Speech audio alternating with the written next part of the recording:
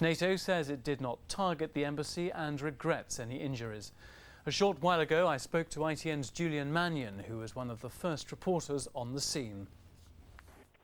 Well, I'm standing in front of the Chinese embassy, which is a newish building inside its own grounds with the Chinese flag in front of it, and the building has been heavily damaged by what appears to be a direct hit by either a bomb or quite probably a missile. All the windows on the front are blown out. There's a hole in the side of the building, and until the fire brigade got in here and controlled the blaze, there was a fire going on the first floor.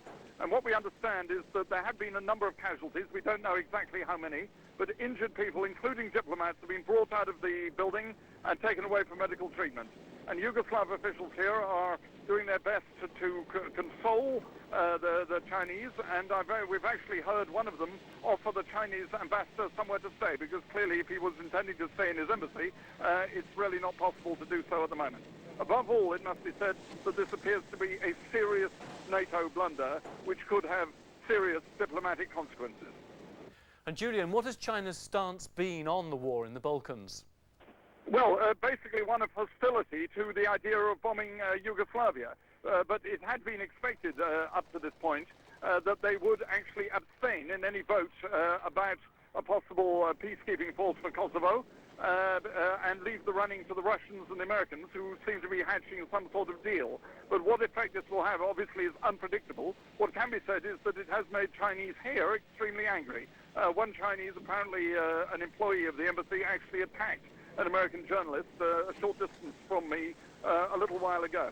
As far as the diplomatic consequences of this are concerned, we can't specify what they will be, but I repeat, in the present circumstances, this looks like a substantial blunder.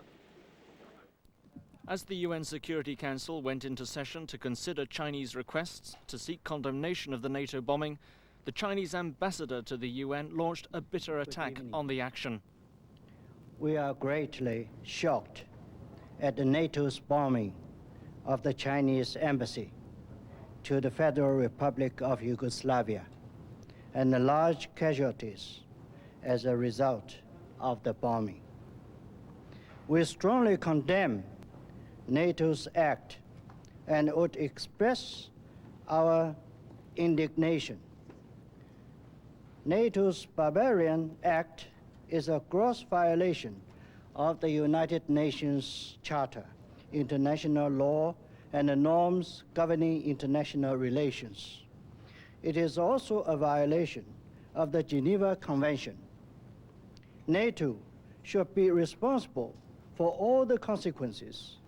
We call on NATO to stop immediately its military actions so as to avoid further humanitarian disaster. The Chinese side will make further reaction as we try to learn the details of the bombing. I thank you. The US Secretary of State, Madeleine Albright, is trying to contact her Chinese counterpart to say sorry. Soothing words are unlikely to be much use. But in case it was a NATO bomb, it is obviously something we deeply regret, and we apologize for it. We never target civilians, and we would never target an embassy. It isn't immediately clear what happens next, but it's difficult to conceive of a worse blunder the Allies could make. Tim Nielsen, ITN.